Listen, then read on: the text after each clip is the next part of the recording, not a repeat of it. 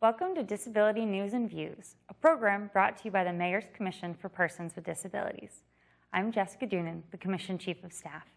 In this episode, I will be talking about some important accessibility news in the city. Then my co-host, Ken Meyer, will be speaking with Dr. Eric Ruby, the Director of Massachusetts Walks Again. They will be discussing spinal cord injury awareness in Massachusetts. But first, here's the news. October is National Disability Employment Awareness Month, an annual initiative sponsored by the U.S. Department of Labor. This initiative highlights the important contributions of American workers with disabilities and educates the public about the untapped potential of the disability population. Employers of all sizes in all industries participate in this effort to increase employment of people with disabilities. Our office will be hosting an annual Disability Mentoring Day event in City Hall, which will include job shadowing, presentations, and networking for disabled Boston residents who are seeking employment. For specific ideas on how you or your organization can support National Disability Employment Awareness Month, visit www.dol.gov/NDEAM. As part of the City of Boston Housing Plan, 53,000 units of new housing are expected to be built in the city by year 2030 to help with the housing shortage in Boston. Mayor Walsh recently announced that Boston had passed the 10,000 mark on the number of new homes built since the plan has begun. Boston leads the nation in percentage of its housing stock set aside as deed-restricted affordable units, and the majority of new housing in the city will specifically be designed to be easily adapted for accessibility. In community news, White Cane Safety Day in Massachusetts will be held on October 17th at the State House. White Cane Day is an annual celebration and advocacy event in support of safety for people who are blind or visually impaired. The most well-known white cane law dictates that all motorists, when they see a pedestrian who uses a guide dog or a white cane at a street crossing, must come to a complete stop. The event will be held from 10 a.m. to noon on October 17th in the Great Hall at the Massachusetts State House. The Boston Disability Commission Advisory Board holds monthly meetings to talk about issues related to access and inclusion. Board meetings are free and open to the public. Meetings will be on hold September through November, but will resume Thursday, December 8th from 5:30 to 7:30 on the 9th floor of City Hall. The meeting will also be broadcast live on Boston City TV and can be viewed on the city website, www.boston.gov, after the broadcast. Check out our website for detailed agendas and more information on how you can participate in the accessibility conversation in Boston. And that is the news for today. Now I would like to turn the show over to my co-host, Ken Meyer, who will be speaking with Dr. Ruby with Massachusetts Walks Again. Ken? Thank you, Jessica. And Dr. Ruby, first of all, it's a real honor to have you here. Let's get started right from the beginning. Massachusetts Walks Again. Tell us when and how it got started. And you are the driving force behind it, of course, but tell us a little bit about it. Well, Massachusetts Walks Again is our state agency for Quest for the Cure. And Quest for the Cure is the national movement to fund states to support research. Quest for the Cure comes out of New Jersey. Wise Young, who is a research neurosurgeon who has done work actually in the United States, in China, and in India, and who is preeminent in the field, is the one who is responsible for that particular movement. I became interested and spoke with Wise Young after my own son sustained a spinal cord injury November 29th, 2000.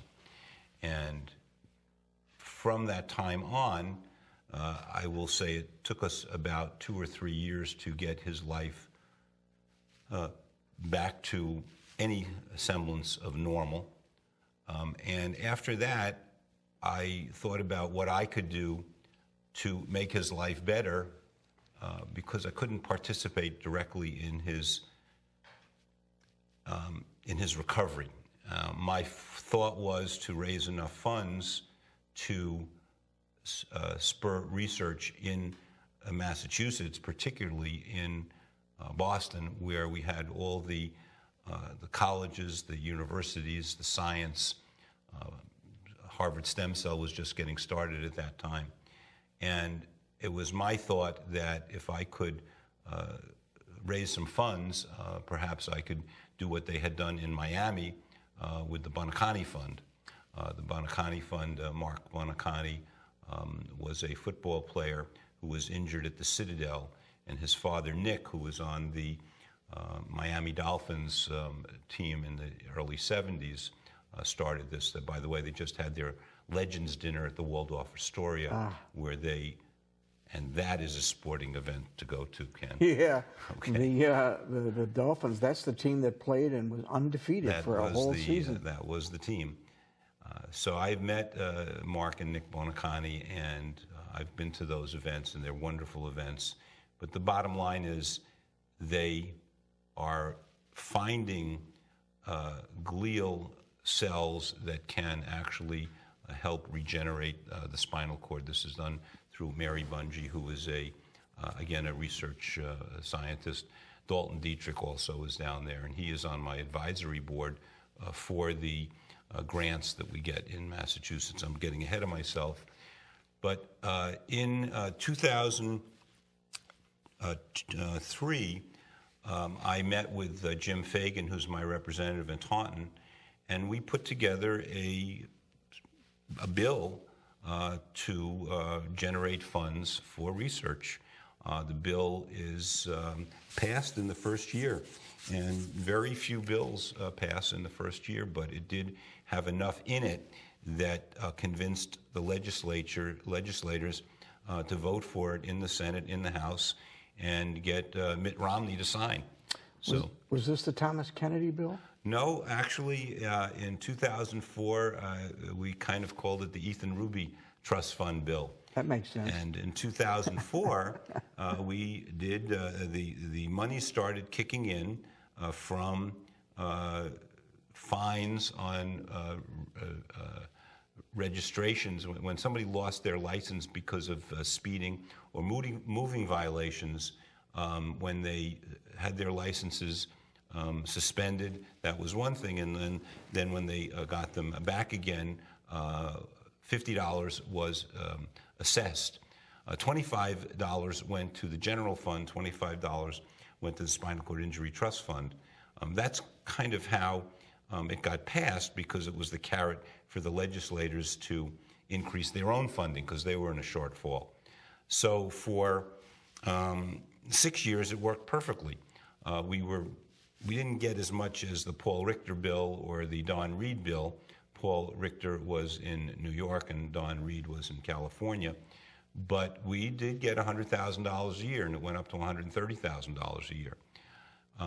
In 2010, they changed the motor vehicle code so that instead of a certain number of moving violations within 3 years, it went down to 1 year.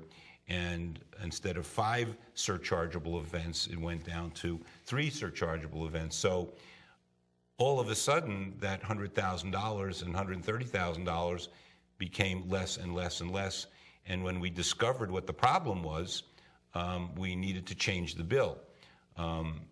And it took from 2010 to 2015 to figure out what the problems were and how to get it corrected. Mark Pacheco, who was the senator from Taunton, was able to get this through both the House and the Senate, but it really didn't have enough traction until, unfortunately, Tom Kennedy, who was in a wheelchair and was both a senator and a representative, died. And when he died and we renamed the bill, the Thomas Kennedy Trust Fund bill for spinal cord research, all of a sudden it passed.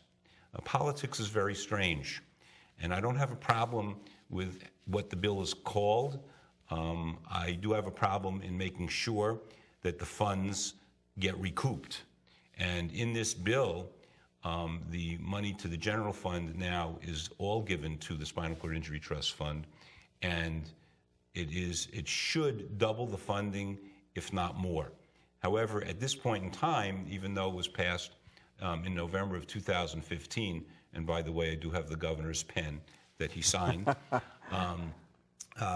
it still does not look like it is moving forward. And I have a number of calls in to the Department of Registry of Motor Vehicles, to the Treasurer's Department, and Public Health, because they're all part of how we give money in the grants. We've given away now $750,000 to three preeminent scientists in Boston. Jeff Mackless, who's at Harvard Stem Cell, who does cortical spinal tracts, Ted Tang, who's over at Women and Infants Hospital, and he does myelinization, and to Zigan He, who's at Children's Hospital, he does axon regeneration. So we're covering the basics, and we have wonderful biotech here. At Spinal Cord Injury Awareness Day, which is going to be Wednesday, the 21st of September at noon, at the State House in the Great Hall, the Hall of Flags, second floor. Lunch is served. And I should say, so we have our researchers, but we also have biotech. And we've had Susan Wyndham Bannister there in the past, but this year we'll have Pixar Bio, In Vivo, and also BioAxon. So we do have a number of people who will talk about research and development. We'll also have people from Spalding talk about the rehabilitation. The public health is going to talk about the funding. And I don't know if you've heard of Journey Forward, which is another rehabilitation modality out in Canton. Somebody from the Bonacani Fund will be speaking, and I have an entire list of people in our network. I'm very pleased that the Boston chapter of the National Spinal Cord Injury Association is so supportive of what we're doing. And Dave Estrada, Mike Ferreter, there's so many people behind the scenes that contribute to this. Elizabeth Weaver and Bethlyn Houlihan. What can our audience do to help, Doctor? I would say continue to be positive about disability and quality and improving quality of life. I feel that every time there's an article in the Globe, every time you see something in a magazine that talks about progress, write a letter to the editor and say, I support this, I'm in favor of this, I want this to move forward. I have, in terms of, because of the way the fund works, I cannot accept any monies. I am not a 501c3. I actually tried to steer away from anything that somebody could say, well, Dr. Ruby is not totally involved here and he's using the money for something else. I pay for everything myself, all the meals, all the paperwork that goes into this. Everything is me. If you want to focus on my pin, if you can, you'll see that this is created by hand. This is the Massachusetts Walks Again pin that I have handed out freely over time. There are a lot of people have it. By the way, I happen to have some pins here that also talk about Massachusetts Walks Again on the pen, and I'm going to hand those out also. All right. Do you have a website or a way people can contact Absolutely. your organization? I'm not good on the computer, but it's http://www.massachusettswalksagain.org/. But if you have a good Google search and you just put in Massachusetts Walks Again, you get a lot of different things that come up, but eventually you'll get my website. And I do have a website. The website is put together by Chaz Southard, who actually is in a wheelchair, and I just spoke to him prior to my coming into this interview. A question that I can't help wondering. We're talking about medical advancements and stem cell research There are celebrated cases of spinal cord injuries now, such as, well, I don't mean celebrated, I mean, I don't know exactly the right word, but Travis Roy, the young hockey player, Roy Campanella, the great Brooklyn Dodger catcher. If some of these things had been available, and this is a hypothetical question, if some of these things had been available at the time of their accident, would their results possibly have been different? Well, the answer right now is 20 years ago, we said impossible. 10 years ago, we said improbable. Today, we say inevitable. We will cure spinal cord injury. The Wright brothers never imagined that we would have a man on the moon 60 years later. We did. We didn't think we could eradicate polio or smallpox or any of those diseases. We can. It's a matter of time. It's a matter of money. It's going to happen. Now, Christopher Reeve, I think, helped get this going. And Travis Roy, whose book I actually brought with me because you told me, do I know Travis Roy? And here is a picture of Travis and me together. Okay. 11 Seconds. 11 Seconds. By the it's way, called. is the name of that Right. book, in case anybody wants to get it and read Okay, it. there it is. And Travis doesn't give me any commission on this, but it's there. We do feel that at one point, Travis and my son actually played hockey against each other. He went to Tabor. My son went to Moses Brown. We haven't figured it out, but I talk to Travis often. And he was invited to Spinal Cord Injury Awareness Day. He's been there often, too. But this year he has a conflict and can't go, but he will. But I will mention his name because he wrote me to say, please say hello to my friends. So your question about, is it going to happen? People who have heart attacks now don't always die. If you get them to the hospital fast enough, we have a way of, we have all of these electrical stimulators around, the defibrillators. People are learning how to do CPR. So a heart attack is not a death sentence anymore. I can vouch for that. Well, I didn't know, but congratulations, you're still here. Yeah, Okay. yeah. Stroke is another entity. If you get to the emergency room fast enough, and that's why they tell you, if you feel you're getting a facial paralysis, if you feel you're getting an arm paralysis, if you have a very bad headache and all of a sudden something's happening, yes, it could be a migraine, but it might be a stroke. And if it is a stroke and you get into an emergency room fast enough, they can give you something that will lyse the stroke and you will not have the residual of a hemiplegia or die. So the answer again is we are doing a lot. And you ask what the people can do? When a political candidate says he's cutting funds to NIH, that's a bad thing.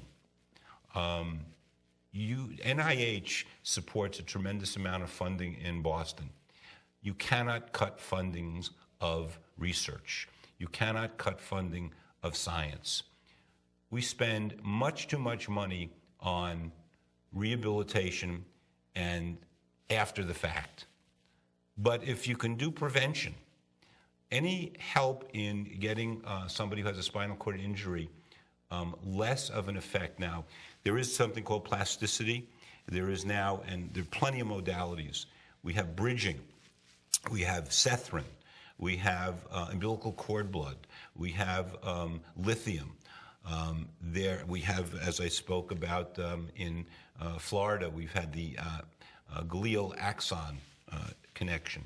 We have hypothermia, the football player from Buffalo who you graduated from the University of Miami. He was put on cold, and he was hypothermic for a long time, and he walked out of a Houston hospital. So things can happen, and I think that money for NIH, money for grants, money for research is an investment in the future. It absolutely, you can't talk about, certainly it's human cost if somebody is disabled, but the financial gain in the long run, because spinal cord injury, depending on the age of the person, depending on the level of injury, depending on the completeness or incompleteness of the injury, a quadriplegic who is complete, who sustains this injury early on in his life, it will cost over $4 million over the course of his lifetime. It is a very expensive problem. I think that there are 400 people in Massachusetts every year who end up with a spinal cord injury. According to Christopher Reeve, there are 1.275 million Americans with a spinal cord injury. Spinal cord injury happens due to vehicular accidents, falls, violence, and sports. Those are the key ones. It's happening more and more to the elderly now because of falls. So when I tried to get more funding, I actually put in a bill to an amendment to try to get every new construction permit in Massachusetts. That didn't meet with much approval by the builders. Also, all ATVs, all motorcycles, they're high injury problems. Swimming pools is another one, where people dive into swimming pools that somebody didn't put the water in, and that's a lot of injuries like that. Well, we only have about a minute left, unfortunately, but I do want to compliment you and take maybe about 30 seconds to tell us what it's like to be Red Sox Fan of the Year. Can't let that go by. Okay. I went to one. I go to a lot of ball games, or I did when the tickets were reasonable. And it was the end of the year, and 33,500 people were there, and I sat in the right seat at the right time. And I had a feeling that I was going to win.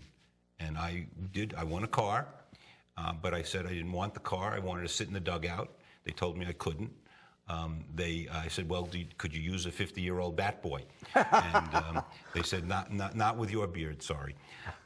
So I tried to give the car back to them, but I couldn't. And then I said, but who drives a VW? You can't afford the tickets anymore. Volvo really is. And the next year they changed from VW to Volvo as the sponsor. So, but it was very exciting. I got invited back. I got to get autographs. I got to walk on the field. I have some blades of grass in my wallet still, and my face was up on the scoreboard. Yeah. And the next day when I went into my office, I got calls all over the place about, "Hey, Dr. Ruby, I saw you at Fenway. You were on the scoreboard." So it was a thrill. Well, it's been a thrill for all of us, particularly myself, who are aware of spinal cord injuries, certainly, but also, as you know, a great sports fan. And it's nice to know someone who loves sports just as much, if not more, than I do. And it's also nice to sit down and talk to a doctor without getting a medical exam or a bill. So I thank you for that, sir. You're and quite welcome. I hope we can do this again sometime. I look forward to it. And that'll be it for this edition of Disability News and Views. So long, everybody.